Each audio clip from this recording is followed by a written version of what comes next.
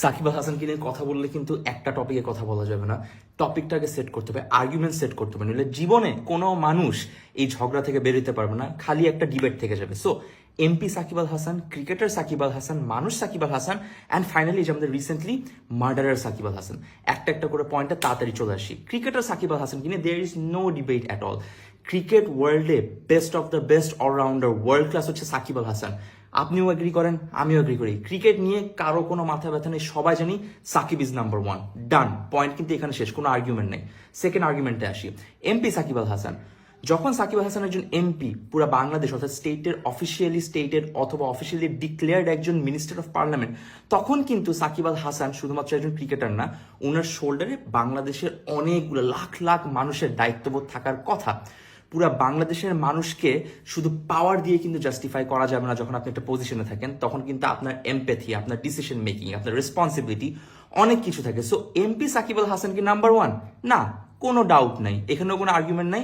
Argument এখানে শেষ। Cricket গেল, এমপি গেল, মানুষ সাকিব আল হাসান আসিবার। জুলাই মাস গেল, জুলাই মাসের মধ্যে 30 দিন গেল, 30 দিনের মধ্যে হাজার হাজার মানুষ মারা গেল, অনেকগুলো স্টুডেন্ট গুলি খাইলো, অনেক মানুষ গুম হয়ে গেল। এর মধ্যে থেকে প্রচুর পরিমাণে মানুষ হাত জোর করে বলছে, সাকিব ভাই প্লিজ কথা বলেন, আপনার মতো মানুষের ভয়েস খুব দরকার। কেউ বলেন এমপির ভয়েস দরকার, কেউ বলেন সাকিব ভাই আপনি ছক্কা মেরে ভয়েস দেন, কেউ বলেন সাকিব ভাই আপনি ইন্টারন্যাশনাল লেভেলে গিয়ে কথা বলেন। শুধু বলছে সাকিব ভাই মানুষ হয়ে একটু আপনার ভয়েসটা দরকার, মানুষের দরকার। মানুষ সাকিব আল হাসান কি 100-তে 100? মেবি না, এটা আপনাদের কাছে আমি রেখে দিলাম। আর্গুমেন্ট এখানে শেষ। এরপর আসে হচ্ছে মার্ডারার সাকিব আল হাসানে। পুরাপুরি একটা ইনভ্যালিড টপিক। যখন মার্ডার কেসের কথা আসতেছে তখন কিন্তু এই জিনিসটা পুরো একটা লিগাল জিনিস। লিগালি যদি একটা অ্যাকিউজেশন করা হয়, অ্যাকিউজেশন কিন্তু প্রমাণিত না। যতক্ষণ পর্যন্ত না প্রমাণ আসতেছে, যতক্ষণ পর্যন্ত ইনভেস্টিগেশন কমপ্লিট হচ্ছে, যতক্ষণ পর্যন্ত পুরো জিনিসটা একদম সবার সামনে প্রমাণিত হচ্ছে, আমি নিজেও সালমান মুক্তিদির মানতে রাজি না যে সাকিব আল হাসান একজন murder. Shakib Al Hasan confirm investigation পর প্রুফ সহ সাকিব আল হাসান একজন চোর হইতে পারে, একজন বাটপার হইতে পারে, একজন ম্যাচ ফিক্সার হইতে পারে, একজন শেয়ার মার্কেটের ম্যানিপুলেটর হইতে পারে, উনি বাইরে টাকা পাচার করতে পারে, গোল পাচার করতে, সব করতে পারে সাকিব আল হাসান। কিন্তু সাকিব আল হাসান মার্ডারার হইতে পারে না, এটা আমি নিজে সালমান মুক্তিদিরও মানি। সবশেষে আর লাস্ট দুইটা পয়েন্ট আমি আলাদা অ্যাড করতে চাই। ওইখানে হচ্ছে পয়েন্ট নাম্বার ওয়ান, কিছু কিছু মানুষ কেন এই যে জুলাই মাস গেল, বন্যা গেল, কিছুর পরও সাকিব হাসান এখন পর্যন্ত একটা নর্মাল আছে না যে অ্যাকনলেজ করা। আমি বলতেছি না অ্যাকনলেজ করলে কিছু হয়ে যাবে, না করলেও কিছু হবে, বাট জাস্ট একটা মানুষ থেকে মানুষের যে এক্সপেকটেশন, ওই বেসিক এক্সপেকটেশনটা যখন পায় নাই মানুষ, সাকিব আল হাসানের থেকে এটা চাওয়াটা কিন্তু খুব বড় গুণ আর কিছু না। যে কোনো মানুষের থেকে, শুধু সাকিব না। তো কিছু কিছু মানুষ কেন বলতেছে কি এমন হয়ে গেছে, ও তো একজন ক্রিকেটার, নিউট্রাল থাকতেই পারে, অবভিয়াসলি থাকতে পারে, কিন্তু প্রবলেমটা হচ্ছে ওনাকে তো কেউ ক্রিকেটার হিসাবে ওনার থেকে মানবতাটা চায় নাই।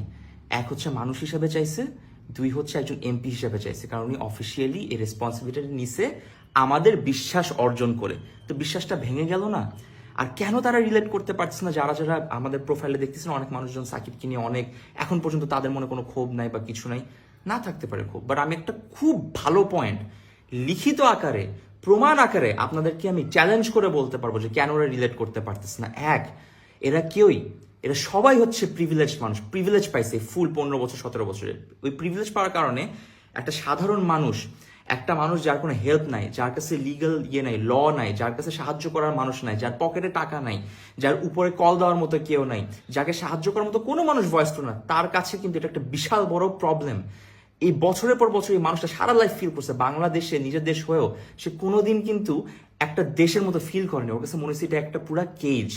দ্বিতীয় হচ্ছে, আমি যেরকম, আমারও কিন্তু পার্সোনালি কোনো কিছু এফেক্টেড হয়নি, বাট মানুষ হিসেবে আমার কাছে বারবার মনে হয়েছে, আচ্ছা ওই জানলার বাচ্চাটা তো আমার মেয়ে হইতে পারতো, ওই স্টুডেন্টটা আমার ভাই হইতে পারতো, রাস্তায় লাশটা আমার হইতে পারতো। তার মানে আমি যদি মরে যেতাম, সাকিব আল হাসান চুপ থাকতো, আর আপনাদের মতো মানুষ যারা শেয়ার দিয়ে বলতেছে এটা এমন কিছু না, এত ওভার ড্রামাটিক কেন হচ্ছে, এত ইমোশনাল কেন হচ্ছে, এটা তো ওরকম কিছু নয়, তো ক্রিকেটই খেলে, আপনি কানেক্টই করতে পারতেছেন না, এটা আপনার দোষ না। এটা আমি খালি পয়েন্ট আউট করলাম যে you go to their profile, যারা শেয়ার করছে এই জিনিসটা, I challenge you, full July মাস বন্যার মাসে ওরা কেউ এফেক্টেড হয় নাই, ওদের কোনো ফ্যামিলি এফেক্টেড হয়নি। ফ্যামিলি এফেক্টেড হইলেও ওরা কখনো ওদেরকে সাহায্য করতে আগায় না, বিকজ ওরা ওই হিউম্যান কানেকশনটাই ফিল করে না। এটা আপনাকে আমি লিখিত দিব, তো বললাম ওরা অ্যাকনলেজই করতে পারেনি প্রবলেমটা কোথায়, ওরা জানি না, ওরা একটা বাবলে বাস করে। লাস্ট একটা কোশ্চেন ছিল, সাকিব আল হাসান হাজার যাই করুক, ও তো দেশের সম্পদ। এই আর্গুমেন্টটা আমি আপনাদের উপর রাখলাম, আমি কোনো আর্গুমেন্টটা যাবো না, একটা ছোট জিনিস দিয়ে শেষ করতে চাই। ফজলুল করিম আমাদের ওয়ান অফ দ্য অ্যাডভাইজার্স, উনি বাংলাদেশের যে মেট্রো রেল, যেটাতে মানুষ চলে, জনসাধারণ, নিম্নবিত্ত থেকে শুরু করে মধ্যবিত্ত বা নিম্নবিত্ত মধ্যবিত্তর মাঝখানে বা তার উপরে মেট্রো রেল ইউজ করে যারা, তাদের মেট্রো 1 বছর ধরে ইউজ করতে পারার কথা না, প্রচুর টাকা খরচ হওয়ার কথা, আর বলে দিছিল যে দুর্নীতি হবে, অনেক কি হবে, তারপর হয়তো মেট্রো রেল ফিক্স হবে, অনেক টাইম লাগবে। 7 দিনের মাথায় এই লোকটা মেট্রো রেল ফিক্স করছে। এই যে মেট্রো রেল দেশের সম্পদ, দেশের মানুষের টাকা দিয়ে যে মেট্রো রেলটা বানানো, দেশের মানুষই এটা সুবিধা এখন ভোগ করতে পারতেছে উনার জন্য, উনি দেশের সম্পদ। যে 17 বছরের ছেলে সাকিব আল হাসানের জার্সি পরে জেলে গেছে, 7 দিনের রিমান্ড খাচ্ছে একজন মাইনর হিসেবে দেশের জন্য, ওই ছেলেটা একটা দেশের সম্পদ। যেই ছাত্ররা গুলি খাইছে শুধুমাত্র যাতে আমরা স্বৈরাচার থেকে মুক্তি পাই, ওই যে গুলি খাইলো, মাইর খাইলো, টর্চার হইলো, আমাদের অ্যাডভাইজার্সরা, সমন্বয়করা, এরা দেশের সম্পদ। ওদের রেজাল্টে আমি আপনি আজকে এই যে বুক ফুলায় কথা বলতে পারতেছি, এরা হচ্ছে দেশের সম্পদ। আমি সালমান মুক্তাদির ও সাকিব আল হাসান নিজের ট্যালেন্ট বিক্রি করে এন্টারটেনমেন্টের মাধ্যমে ফেমাস হয়েছি, আমরা কেউ দেশের সম্পদ না, আমরা বালটাও না। So please understand the difference before you talk and before you get into an argument. Understand humanity first, empathy first. কেউ এখানে দেশের জন্য কিছু করে না, আমি দেশের জন্য কিছু করি না, আমি দেশপ্রেমী না, আমি কোনো দেশের কেউ না, আমি দেশে থাকবো না, ওপেনলি বলছি।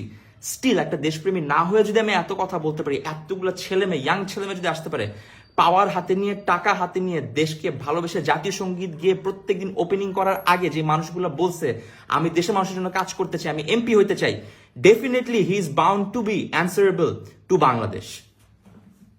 Idiots.